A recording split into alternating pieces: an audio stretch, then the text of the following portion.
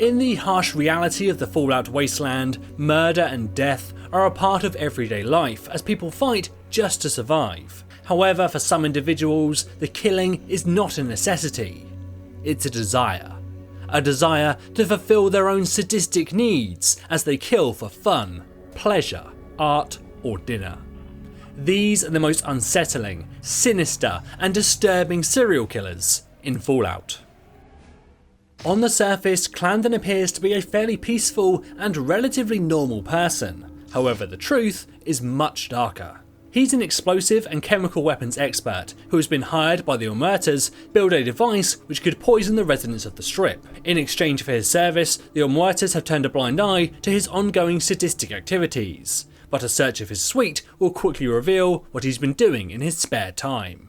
Throughout the rooms there are numerous signs of violence, and behind the dresser is a hidden safe which contains a holodisc titled Snuff Tapes.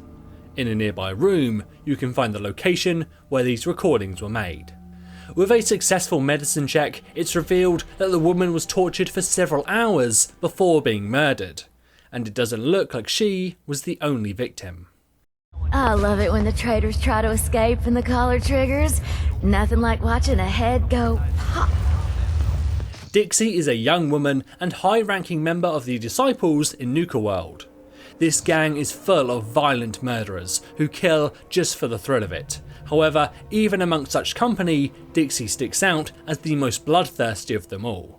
She uses her girlish demeanour to deceive and misdirect her targets, before eventually tricking them into letting down their guard, providing her with ample opportunity to brutally murder them.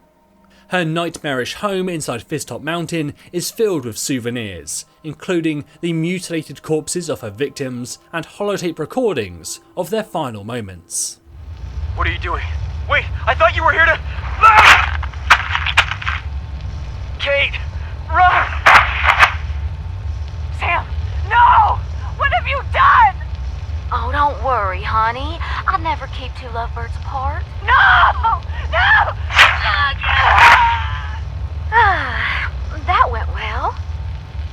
What's this? I think I'll keep you as my little souvenir.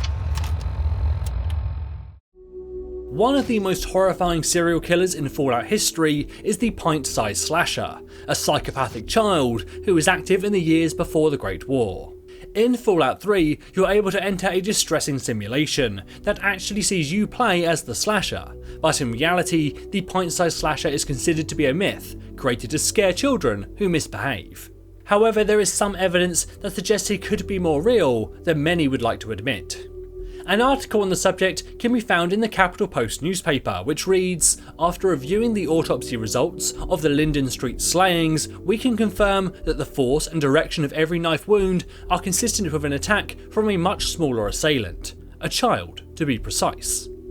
It also reports on a statement from the one surviving victim of the slasher, which describes their attacker as a little clown. Further evidence of the boy's existence can be found in Fallout 4, where a terminal in an asylum talks about a boy called Bobby Smith. The boy was admitted to the asylum at 10 years old, and he happily admitted to his crime of multiple homicides and stabbings. It also mentions his constant laughter, which can only be stopped via the use of music therapy. So, although it's not 100% certain this Bobby Smith is the Pint-Sized Slasher, it is clear there was at least one homicidal child running around before the Great War. See you around, killer. One of the most unsettling characters you can come across in Fallout 4 is Pickman. He's an artist, however his art involves murdering raiders to use their blood as paint and displaying their heads on spikes. He's clearly insane, but his existence presents an intriguing question for the player. By the time you meet him, you've probably already killed hundreds of raiders yourself, so are you really any better than him? Sure, you're not painting pictures with their blood, but the decision over whether you have the moral authority to decide whether to kill Pickman or not is an interesting one, and to emphasise this, if you do spare him, he'll leave a note that reads, "Thanks, killer." Nobody knows exactly how many victims the so-called Nuka Killer had, however a number of them are referenced in Fallout 4.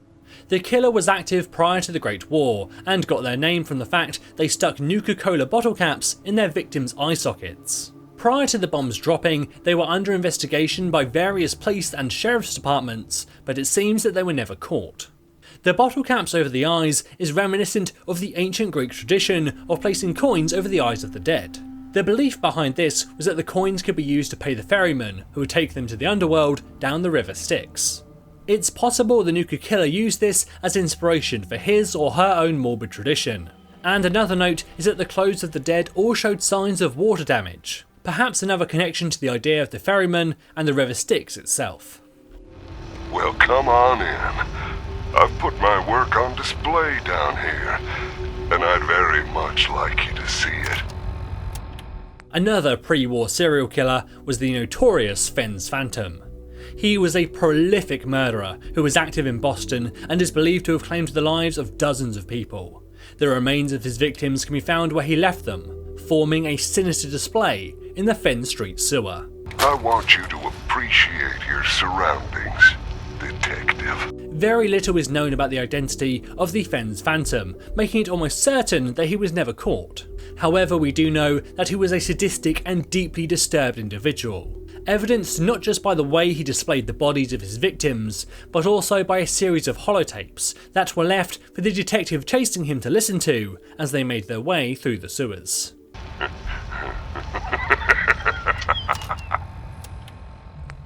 Some of the most prolific serial killers in Fallout kill not for fun or thrills, but instead for dinner. For example, in Fallout 3, there is a gang of self-proclaimed vampires who call themselves the Family. I say we are no longer cannibal, only consuming the blood of our prey. What would that make us in your eyes? Their disturbing leader Vance realised that cannibals were both feared and hated in the lawless wasteland, and that he could use this to keep himself and his followers safe. He convinced most of the Family that they are indeed true vampires, and that they had to drink human blood to survive. However, he also decreed that they should not feast upon the flesh itself. However, not everyone makes the same distinction. In New Vegas, for example, you can come across the White Glove Society, a group obsessed with their superior cuisine, which just happens to be other humans. Finally, we have the most infamous group of mass murderers in the entire Fallout series, Vault-Tec. Of the 122 vaults that were built, only a few were actually safe and good places to live, such as Vault 76, your starting point in Fallout 76. This very small collection of control vaults were designed to actually be used to recolonize the surface. However, the massive majority of the vaults were designed to experiment on their inhabitants, in most cases causing everyone inside to suffer and die. In Vault 87, for example, the residents were exposed to the forced evolutionary virus. The people who were lucky enough not to die from the virus itself were often put down shortly after due to severe bouts of rage. Even vaults that were not quite so evil in nature were still stocked with insufficient resources and were often poorly constructed. This negligence also resulted in more lives lost, such as in Vault 3. Although it was intended to be one of the few safe and secure vaults, Vault 3 developed a water leak and forced the residents to open the door. It didn't take long for them to get the attention of some nearby raiders, who slaughtered the vault dwellers. These are some of the most monstrous mass murderers we've come across, but are there any that we missed? Let me know in the comments below. As always, this is James for Curse, saying thanks for watching, and enjoy the game.